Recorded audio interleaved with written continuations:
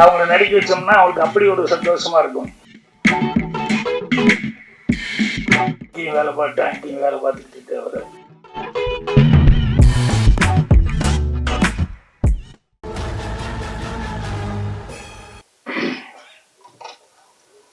எனக்கு ஒருபாடு சந்தோஷமான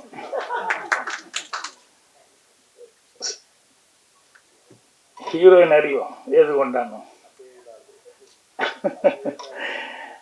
இல்லை, ஒரு தமிழ் ஆட்களையும் தமிழ் இண்டஸ்ட்ரியும் நம்பி ஒரு மலையாள டீமே சேவகர் படத்து மூலமாக இங்கே வந்திருக்காங்க அப்படின்னு சொல்லும்போது அதுக்கு தான் ரொம்ப சந்தோஷமாக இருக்குது. உங்களுக்கு அதுக்காக ப்ரொடியூசர் ராஜன் ஜோசப் அவர்களுக்கு நன்றி தெரிவிச்சுக்கிறேன். அதே மாதிரி டைரக்டர் அவருக்கும் என்னுடைய நன்றியை தெரிவிச்சுக்கிறேன். ஏன்னா கண்டிப்பாக உங்களுக்கு அவர் இவ்வளவு கூட்டம் இருக்குன்னு சொல்லிட்டு நம்ம போஸ் பேசும்போது சொல்லிட்டு இருந்தார்.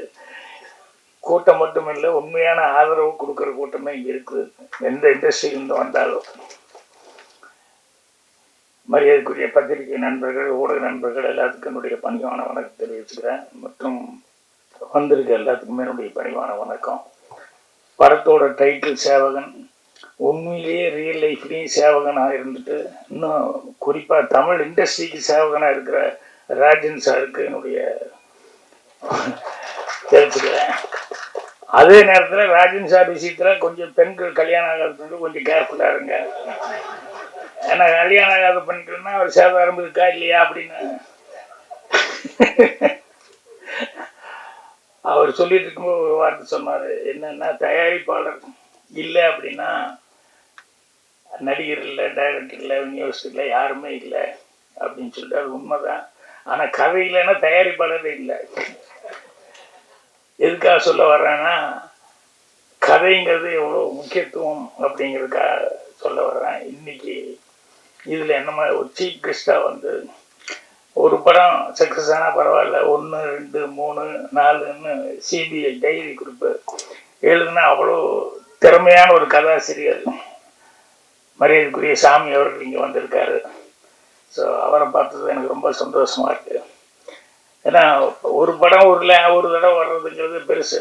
ஆனால் அடுத்தடுத்து படங்கள் வந்து 1, 2, 3ன்னு எடுக்கிறது அப்படின்னா உண்மையிலேயே அது கதையில் வந்து ஒரு ஸ்டஃபில் இருந்தாலும் இல்லைன்னா ஆடியன்ஸ் ஏற்றுக்க மாட்டாங்க. இன்னைக்கு இருக்கிறது அந்த சூழ்நிலை. ஸோ அவர் சாமி அவர்கள் பிரபாகர் ரொம்ப சொல்லிக்கிட்டு இருந்தார். அவர் எப்பவுமே அவர் ஒரு பாதி மலையாளம் பாதி தமிழுங்கிற மாதிரி இங்கேயும் வேலை பார்த்து அங்கேயும் வேலை பார்த்துக்கிட்டு அவர் அப்பப்போ அதை பற்றி எல்லாம் மேட்டர்லாம் சொல்லிட்டு இருப்பார். அப்புறம் படத்தினுடைய தயாரிப்பாளர் ராஜன் ஜோசப் அவர் அவருடைய இது சொல்லிட்டு இருந்தார். பயங்கரகுமார நான் முதல்ல எப்போ வந்தேன், அதுக்கப்புறம் என்ன நல்லா முயற்சி பண்ணி பார்த்தேன், அப்புறம் சரியாக வரல அப்படின்னு சொல்லிட்டு அப்புறம் தான் அமெரிக்காவுக்கு நான் போயிட்டேன். இருந்தாலும் இந்த சினிமாங்கிறது என்னென்னா, அது அப்படி ஒரு பிடிச்சிக்கிச்சுன்னா உள்ள மனசுக்குள்ளே அது விடவே விடாது. எங்கே போனாலும் மறுபடியும் இங்கே எடுத்துகிட்டு வந்துடும். அது மாதிரி அவர் வந்து அவர் சுய சம்பாத்தியத்தை வச்சுட்டு இண்டஸ்ட்ரிக்குள்ளே வந்ததுங்கிறது பெரிய சமாச்சாரம். மலையாளத்துலேயும் படம் எடுத்திருக்காரு.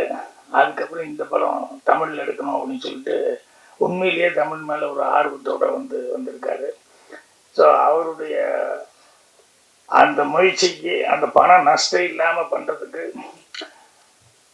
டைரக்டர் 25 நாளில் இந்த படத்தை முடிச்சிருக்காரு. அப்படிங்கும்போது அப்போ எந்த அளவுக்கு அவர் ஸ்ட்ரெயின் பண்ணி பிளான் பண்ணி எடுத்திருப்பாரு அப்படிங்கிறது. ஏன்னா 16 நாள்லாம் எடுக்கும்போது 32 நாள் தான் நினைக்கிறேன் அந்த மாதிரி.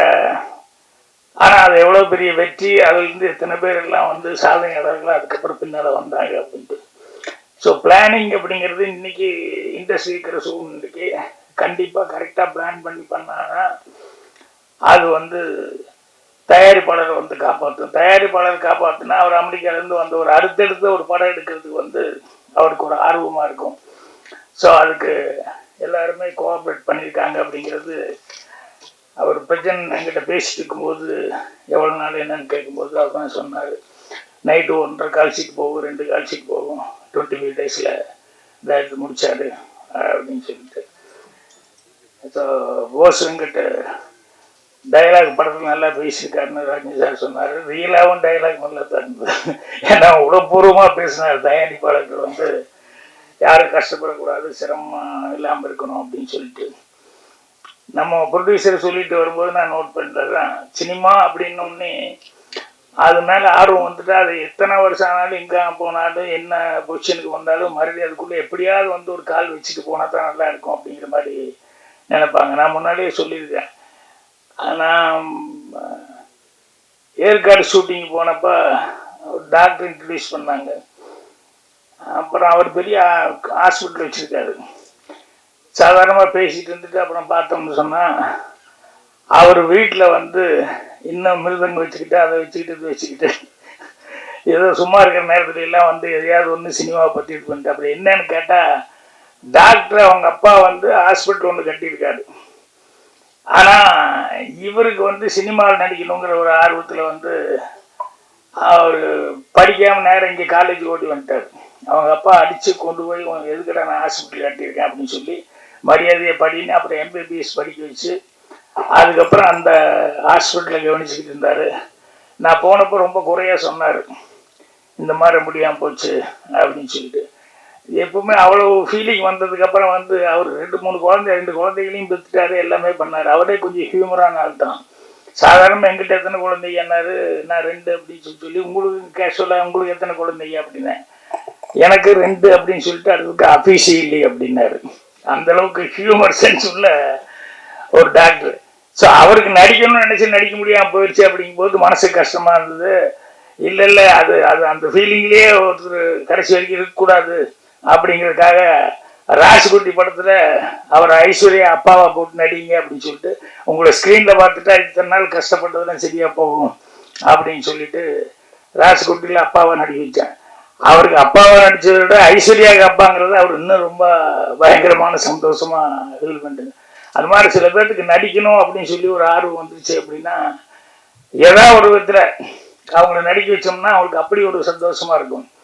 எனக்கு தெரிஞ்சு லால்குடி நாங்கள் ஊமன்னு சொல்லுவோம், அவர் பேர் முனுசாமி. ஆனால் எனக்கு பயங்கரமான ஃபேனு. எப்போவுமே என்னுடைய பிறந்தநாள்லேருந்து எல்லாத்துக்கும் வந்துடுவாப்புல. அப்புறம் அவன் வந்து அவங்க இந்த ஏதாவது ஒரு டிஃபெக்ட் இருக்கவங்ககிட்ட வேற ஏதாவது ஒன்று பிரமாமாக ஒரு டேலண்ட் இருக்கும். அவர் வந்து லிப் ரீடிங் யார் பார்த்தாலும் என்கிட்ட பேசிகிட்டு இருக்கும்போது எல்லாத்தையும் பார்த்துட்டு இருந்தால் அது லிப் ரீடிங் வச்சுக்கிட்டு அவங்க என்ன பேசுனாங்க எது பேசுனாங்க கரெக்டாக என்கிட்ட சொல்லுவாப்புல, கம்யூனிகேட் பண்ணுவாப்புல. அவருக்கு நடிக்கணும்னு ஒரு ஆசை, ஊமை. ஆனால் நான் பிடிச்சி போட்டேன், வரவாள நடி வா அப்படின்னு சொல்லிட்டு. அவங்ககிட்ட என்ன ஸ்பெஷாலிட்டின்னா தமிழ் பேசுறது எல்லாமே புரியும், யார் என்ன பேசுகிறாங்க என்ன தமிழ் நல்லா புரியும், கொஞ்சம் படிக்கவும் செய்வாப்புல. இப்போ அவர் டிடிஆரை போட்டு பவுனுதால வந்து அதில் ஒரு டைலாக் ஒன்று எழுதி கொடுத்தேன். நான் டிக்கெட்டெல்லாம் வந்துடுவேன், அவர் எப்படி மேலேருந்து கீழே வரைக்கும் பார்த்துட்டு எந்த ஊர்லேருந்து வர்றேன் அப்படின்னு சொல்லி கேட்கணும். இப்போ டிக்கெட்டெல்லாம் வந்திருக்கிய அறிவில்லை எந்த ஊர்லேருந்து வர்றேன் அப்படின்னு இது வந்து எழுதி கொடுத்துட்டேன். எழுதி கொடுத்தோடனே உடனே அதை வாங்கி பார்த்துட்டு நான் டேக்கில் சொன்னேன் கேட்க இதா அப்படின்னு சொல்லிட்டு டக்குன்னு அந்த லிப்பு மட்டும் அந்த டைமிங் கொடுப்பாப்புல. இதை அந்த படத்துலாம் நடிக்க வச்சதுக்கப்புறம் தேட்டரில் வந்து படம் பார்க்குறவங்க அந்த ஊருக்காரங்க இருப்பாங்க இல்லையா, அந்த ஆள் பேச மாட்டார் ஊமை அப்படின்னு தானே எல்லாம் நினச்சிருப்பாங்க. அவர் திடீர்னு தமிழில் பேசுகிறாருன்னு டப்பிங்கில் எல்லாரும் எப்படி அந்த ஆள் பேசுகிறேன் எப்படி அந்த ஆள் பேசுகிறான்னு எல்லாரும் அவர்கிட்ட கை விட்டு எப்படின்னாங்க. அது அவருக்கு எவ்வளோ சந்தோஷமா இருக்கு அப்படிங்கிறது. அதுக்கப்புறமா அந்த மாதிரி நிறைய பேர் இருக்காங்க கேரக்டர்ஸ். ஸோ அவங்களெல்லாம் அந்த ஆர்வம் அப்படிங்கிறது வந்து கடைசி வரைக்கும் இருந்துகிட்டு இருக்கோம். ஸோ இதில் இவர் வந்து படம் எடுக்கிறது மட்டும் இல்லாமல் நடிக்கவும் செஞ்சுட்டாரு. அந்த படம் அவசியம் நான் பார்க்கணும், மலையாளத்தில் செஞ்சது இல்லையா. ஸோ இந்த படத்தில் எல்லாம் ஒர்க் பண்ணவங்க எல்லாருக்குமே வந்து கண்டிப்பாக பிரஜன் ஆளுகளம் நரேன் போஸ் வந்துட்டு சகானா எல்லாத்துக்கும் அட்வான்ஸாக என்னுடைய வாழ்த்துக்கள் தெரிவிச்சுக்கிறேன். ஏன்னா அவர் நல்ல ப்ரொடியூசர் கிடைச்சிருக்காரு, அதே நேரத்தில் நல்ல டைரக்டரும் கரெக்டாக பிளான் பண்ணியிருக்காரு. அதனால் படம் கண்டிப்பாக நல்லா இருக்கும் அப்படின்னு சொல்லிட்டு எனக்கே ஒரு நம்பிக்கை வந்துருக்கு பார்க்கணும்னு சொல்லி அப்புறம் மியூசிக் டைரக்டர். நான் சிங்குன்னு ரொம்ப செல்லமாக சொல்லுவேன் எப்பவுமே. என்கிட்ட அறிமுகமானதுலேருந்து மோகன் அப்படின்னு சொல்லி கூப்பிடுறதுங்கிறது ரொம்ப ரேரு. நான் சிங்குன்னு தான் சொல்லுவேன். ஸோ அவர் வந்து எப்போ பாரு கோடம்பாக்கத்தில் வந்து ஏவிஎம் ஸ்டுடியோவிலேயே சுற்றிக்கிட்டு இருப்பார்.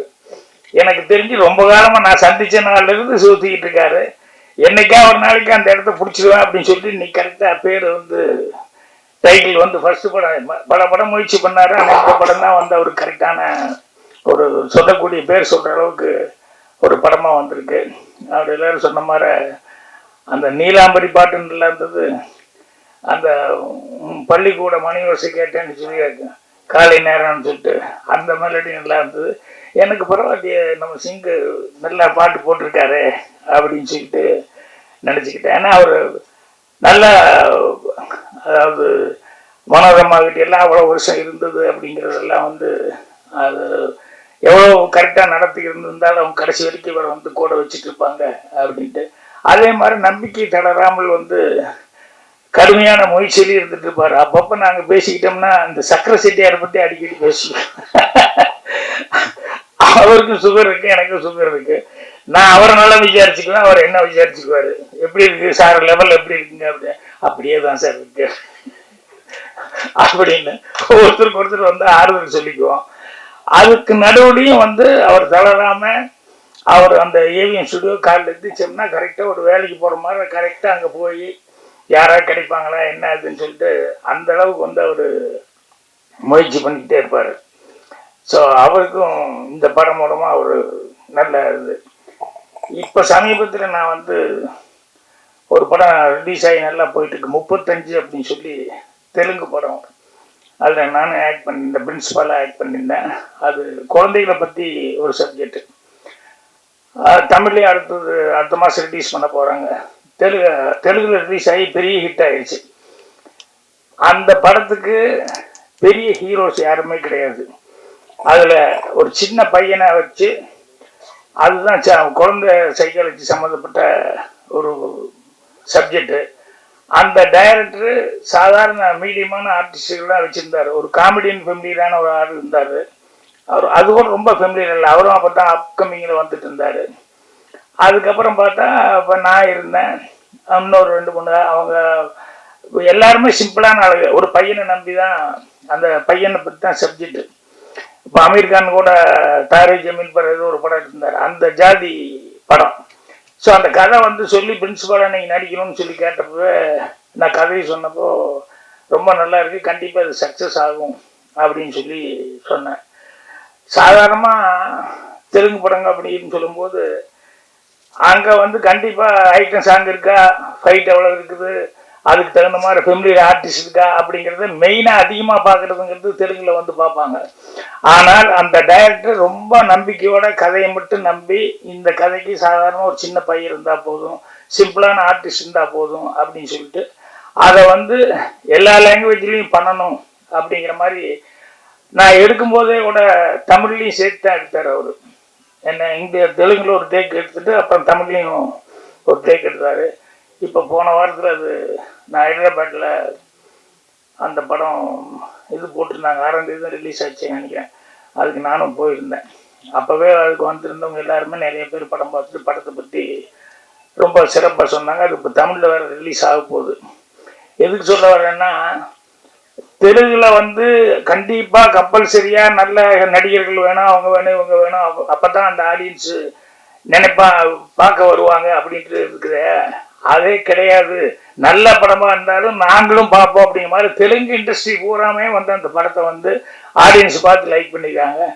எதுக்கு சொன்னேன்னா, தமிழை தெலுங்கை விட தமிழுங்கிறது வந்து இன்னும் அதிகமாக புது ஆட்களுக்கு வாய்ப்பு கொடுத்தா தமிழ் இண்டஸ்ட்ரி தான் அது ரெவல்யூஷனாக இருந்ததுக்கு. எல்லா லாங்குவேஜ்காரங்களும் கேட்பாங்க, உங்கள் இதில் மட்டும் எப்படிங்க எல்லாம் புது ஆளுகளாக வச்சுருக்கிறீங்க, புது டைரக்டர் வச்சுருக்கிறீங்க, புது தயாரிப்பாளர் வர்றாங்க அப்படிங்க.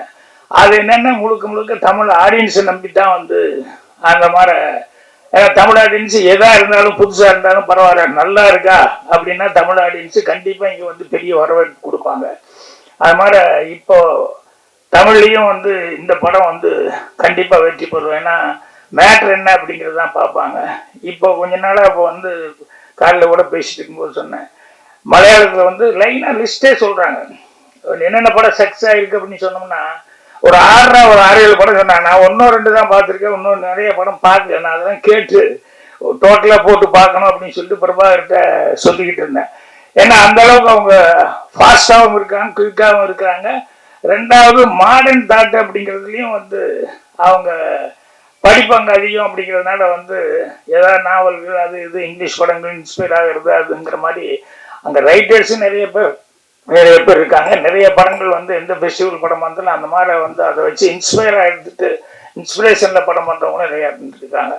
ஸோ இங்கே இப்போ தமிழுக்காக நம்பி வந்திருக்காங்க. அப்படிங்கும்போது கண்டிப்பாக பத்திரிகையாளர்கள் வந்து அவங்களுக்கு வந்து ஒரு பெரிய சப்போர்ட்டாக இருக்கணும் அப்படின்னு சொல்லி கேட்டுக்கிறேன். அதுதான் போஸ் வெங்கட் திரும்ப சொல்லிட்டு இருந்தார். ஏன்னா சின்ன படம் மட்டுமல்ல, அவங்க வேற இடத்துல இருந்து நம்ம தமிழ் ஆடியன்ஸை நம்பி தமிழ் இண்டஸ்ட்ரியில் கால் வச்சுருக்காங்க. அப்படிங்கும்போது அந்த தயாரிப்பாளர் அவர் வந்து கை காசை போட்டு இங்கேயோ எத்தனையோ வருஷமாக சம்பாதிச்ச பணத்தை வந்து ஒரு நம்பிக்கையோடு இங்கே போட்டிருக்காரு அப்படின்னு சொல்லும்போது கண்டிப்பாக தமிழ் ஆடியன்ஸ் அவங்களுக்கு கை கொடுப்பாங்க. அதுக்கு பத்திரிகையாளருடைய சப்போர்ட் இருக்கணும்னு சொல்லி கேட்டுக்கிறேன். அட்வான்ஸாக இப்போவே நான் வந்து எல்லாத்துக்கும் என்னுடைய வாழ்த்துக்களை வந்து தெரிவிச்சுக்கிறேன். கண்டிப்பாக எல்லோரும் சக்ஸஸ்ஃபுல்லாக வரணும். வந்து விழாவில் வந்து விழா எடுத்து விழாவில் மீண்டும் வந்து பேசுகிறேன். நன்றி, வணக்கம்.